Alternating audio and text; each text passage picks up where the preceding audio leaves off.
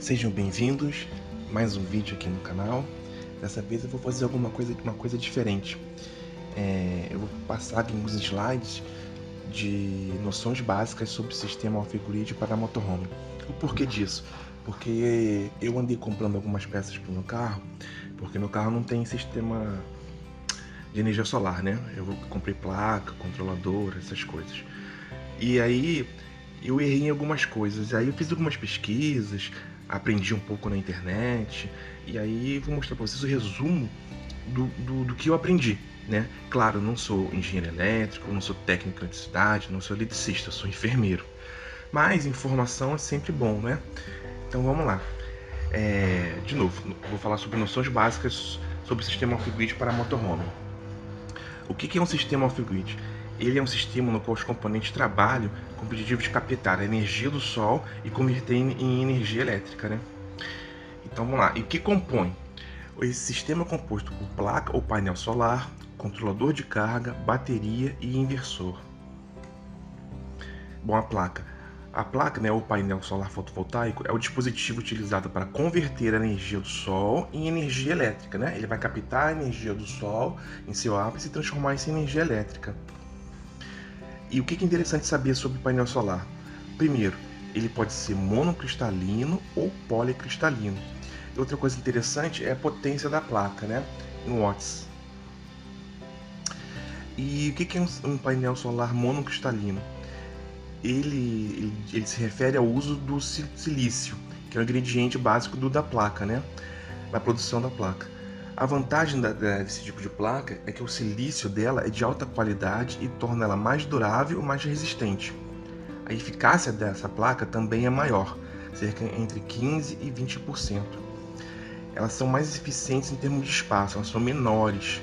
Ela executa melhor o trabalho mesmo em condições de pouca luz. Então, o que significa isso? Em pouca luz significa que a monocristalina ela começa a captar a energia do sol e transformar em energia elétrica antes da policristalina.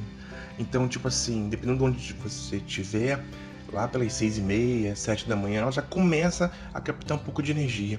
E outra vantagem é que ela termina de captar energia mais tarde. Como a poli talvez pare 5 horas, ela vai até as 6, claro, dependendo do lugar que você estiver. Mas o mais importante aqui, e foi até por isso que eu escolhi uma placa monocristalina, é relação ao tamanho dela. Então você tem mais watts num espaço menor. E quem tem motorhome sabe disso, a gente tem um teto limitado. No meu caso, um micro-ônibus, eu tenho 2,20 de largura, então cabe bastante coisa. Mas às vezes você tem uma Kombi, uma van, você tem que pensar nisso também, no espaço, né, no seu teto. Vou falar disso mais adiante. Bom, o painel policristalino. Eu vou ler aqui, ó. Ao invés de ser um único cristal de silício, ela é fabricada, eles derretem vários fragmentos de silício para criar bolachas e anexam em seu painel. Com isso, existem mais cristais de silício em cada célula e acarreta em menos espaço para os elétrons se moverem livremente. Essa é a razão pela qual os painéis solares policristalinos são menos eficientes. Mas, claro, tudo também tem vantagens. A vantagem deles, dos policristalinos, é que eles são mais baratos e, por isso, melhora o seu bolso, né? A tolerância do calor dele é um pouco maior. E você acha ele mais fácil para comprar. A tolerância do calor é interessante porque, um exemplo, se você mora no Nordeste, 40 graus o tempo todo, a eficiência do policristalino é melhor. O monocristalino, quando fica muito, muito quente, ele perde um pouco de eficiência. Bom, aqui tem um exemplo de duas placas. A do lado esquerdo foi inclusive a que eu comprei. É uma monocristalina de 400 watts. Só para vocês terem uma noção, olha a dimensão dela. Ela tem 1,98 de comprimento, 1 de largura e 40 milímetros de espessura. Uma de 150 ela tem o comprimento de 1,50 de altura, 66 de largura e 45 de espessura. Então vocês podem fazer essa comparação. Claro, vocês têm que olhar o carro de vocês. Aqui nesse próximo slide, eu peguei essa foto da internet, não sei se está correta, é de uma Sprinter. E só para você ter uma noção, olha só, a Sprinter de largura tem 1,78 e de comprimento máximo ali, ó, dá 4,40.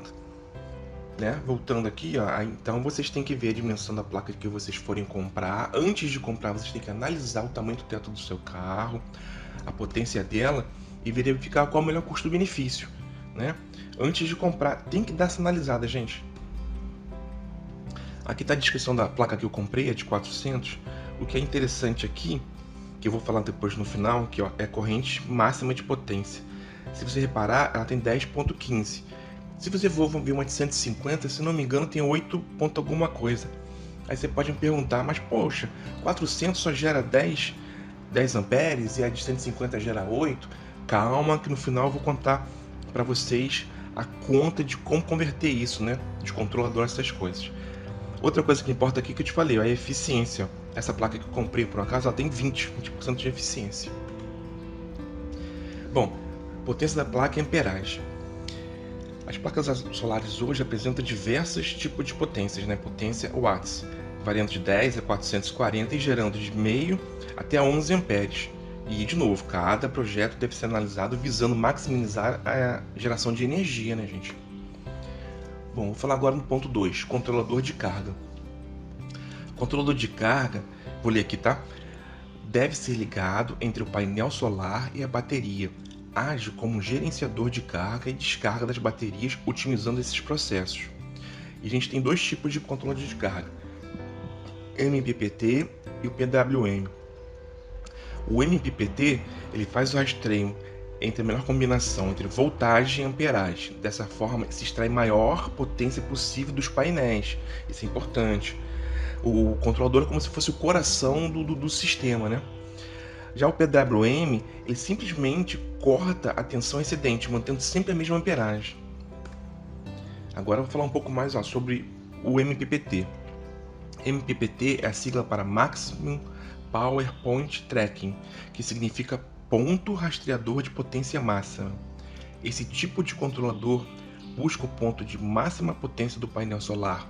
Isso faz com que ele aproveite o máximo de potência que o painel tem a oferecer. Isso é muito importante, gente. Para a gente que tem pouco espaço, a gente tem que colocar uma placa mais potente, mas tem que ser um controlador MPPT.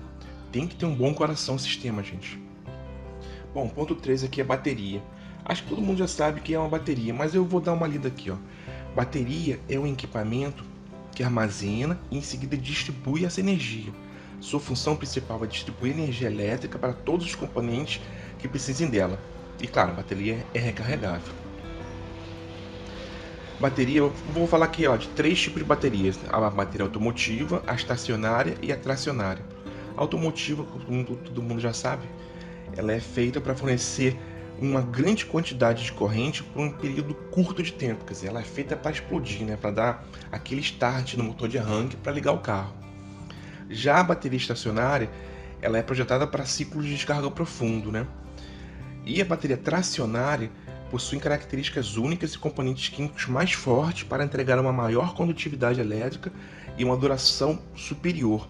A tracionária, se não me engano, é usada em carros elétricos, né? Tipo assim, carrinho de golfe, empilhadeira, essas coisas. Então vamos lá, 3.1. Vou falar um pouquinho sobre bateria estacionária. A bateria estacionária, também conhecida como bateria de ciclo profundo, é uma bateria construída de forma semelhante à bateria automotiva, mas com maior capacidade de descarga. Quase sempre são do tipo chumbo ácido, onde o chumbo tem o maior nível de pureza, até 95%, e suas placas de cobre e zinco são maiores. Essas baterias são as mais usadas em motorhome atualmente, né? Mas eu peço a vocês que se aprofundem no assunto, o que é o ciclo profundo, de até quanto pode descarregar ela, quando não pode. Bom, bateria tracionária, eu achei muito interessante esse tipo de bateria, né? Eu não conhecia, pesquisei e estou trazendo um pouquinho aqui para vocês. Elas são bem mais caras, tá, gente? Vamos ler. Baterias tracionárias são fabricadas com materiais ainda mais nobres do que as estacionárias. Além disso, elas têm uma capacidade cíclica ampla. As baterias estacionárias têm um tempo de vida mais amplo e são capazes de fornecer alta carga elétrica por um tempo maior do que dos outros dois tipos. Suas ligas de chumbo também são mais fortes, o que permite uma condutividade elevada. Pelas minhas pesquisas, elas chegam não chegam, mas assim, chegam próximo de ser o dobro do preço das estacionárias, e elas têm um tempo de vida de 6 a 8 anos. Outra coisa interessante que eu olhei e pesquisei, que reparei, as baterias estacionárias, elas têm que ficar paradas, em repouso. Já as tracionárias, elas foram feitas para movimento, né? Como eu falei antes, elas servem para carrinho de golfe, empilhadeira, então elas foram feitas para veículos, né? Isso é muito interessante, muito mesmo. Eu, no meu caso, comprei a estacionária, mas na época eu não conhecia a bateria tracionária. Mas achei interessante, muito, muito mesmo. Sugiro que pesquisem bastante sobre ela, hein? Bom, tópico 4, o inversor. O inversor é o responsável por converter a corrente elétrica de contínua para alternada, né, gente? Vamos lá. O básico é saber. Agora, isso aqui para mim é o principal desse vídeo, o que é como calcular o sistema fotovoltaico, como calcular a capacidade do controlador e como escolher o inversor. Esse tópico 2 foi onde eu errei. Eu vou contar para vocês. Eu comprei um controlador de 30, só que minha placa é de 400. Quando eu falar conta para vocês do correto, aí eu também aprendi e vi que eu errei. Eu devolvi o de 30 e tive que comprar um de 40. Especificamente no meu caso, que minha placa é de 400, né, gente? Então, como calcular o sistema fotovoltaico? O cálculo é feito da seguinte forma: energia igual potência do módulo solar vezes o tempo vezes o rendimento. O resultado é multiplicado por 30 e mostra a geração de energia por um mês. Isso caso vocês queiram saber quanto de energia vocês produziram no mês, né? Essa conta é mais feita para quem tem sistema off-grid residencial. Segundo tópico, ó, como calcular a capacidade do controlador. Isso aqui eu achei interessante. Esse vídeo foi muito bom, acho que está sendo muito bom por duas coisas. Uma, para você, quando comprar o seu veículo, saber direitinho quanto mede o seu teto, para comprar a placa correta e otimizar o espaço que você tem em cima dele. A segunda coisa é isso, como controlar a capacidade do controlador de carga, que de novo é o coração do sistema, gente. Isso é muito importante para você não errar e de repente comprar um controlador menor do que a sua placa, quer dizer, aí você vai estar ganhando menos amperes para sua bateria. Eu vou ler aqui então, ó. A corrente, que é o ampere, do sistema será a potência, o watts, gerado pelo painel solar. Divide-se esse valor pela tensão, volts, do sistema, obtendo-se a corrente que será necessária para escolher o controlador. Bom, então aqui um exemplo da minha placa e do meu sistema. O meu carro vai ser o máximo possível de coisas 12 volts, não vou colocar 24. Então eu fiz a conta para mim. Então 400 watts, que é a minha placa, dividido por 12, que é a tensão do meu sistema, isso é igual a 33,33 amperes. Então significa que para mim, nesse sistema, eu tenho que comprar um controlador de 40 amperes. Abaixo não dá. Eu tinha comprado um de 30, porque eu não tinha feito essa conta, eu não sabia disso. Por isso que essa conta é muito, muito interessante. Então vocês têm que calcular assim: eu vou comprar uma placa de 40, eu vou comprar um controlador uma placa de 400, eu vou comprar um controlador de 40. Vou comprar uma placa de 150, duas placas de 150, faz a conta e provavelmente um controlador de 30 deve dar conta. Então isso é importante, façam a conta para vocês comprarem um controlador compatível. De repente, se você for comprar duas placas de 40, compram dois controladores, um para cada placa e cada um deles de 40, tá bom, gente? Essa conta aqui é baseada na lei de Ohm, tá, gente? Que diz que quando temos o valor de duas grandezas, é possível encontrar a terceira variável. Bom, estudem que é bem interessante. Bom, o inversor, como escolher? Para escolher a potência no inversor, além do consumo de eletricidade, é preciso considerar a possibilidade de ampliação do sistema.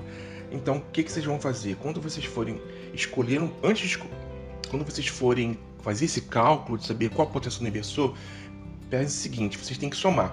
Ah, vou ter um liquidificador, vou ter 5 lâmpadas, eu vou ligar, sei lá, notebook, eu vou ligar a televisão, eu vou ligar a geladeira. Soma toda a potência disso, né? Coloca 20% a mais e compra o seu inversor. E um exemplo, tudo isso deu 1.000. Então vocês vão comprar um controlador de 1.500, né? E se vocês pretendem daqui a 2, 3 meses colocarem mais coisas dentro do seu sistema, dentro do carro, e isso vai gerar 1.500, então compre um controlador de 2.000, tá, gente? Bom, mas de novo, estudem bem para de repente não comprar equipamento errado. Bom, muito obrigado por assistir até aqui. Se puderem, acesse um blog, biinspira.com. Acesse também e sigam a gente no Instagram, Biinspira, Bi Paiva Indo e Minimalismo Transforma, tá, gente? Muito obrigado mesmo por assistir aqui esse vídeo novamente. Eu sou enfermeiro, não sou eletricista, engenheiro elétrico, nada. Esse vídeo foi baseado nos meus erros que eu tive quando eu fui comprar parte do meu sistema off-grid que eu vou instalar no meu motorhome. E aí eu fiz uma pesquisa, e nessa pesquisa agora eu acho que eu acertei nas coisas que eu comprei e no que eu vou fazer no motorhome no futuro. Vai ter outros vídeos mostrando o que eu irei fazer. Mas, de novo, é só uma coisa muito básica, muito simples, para que, como eu errei, ninguém mais erre. E, de novo, orienta que todo mundo estude direitinho caso a caso, tá bom, gente? Bom, muito obrigado, viu? Por vir até aqui. Tchau, tchau.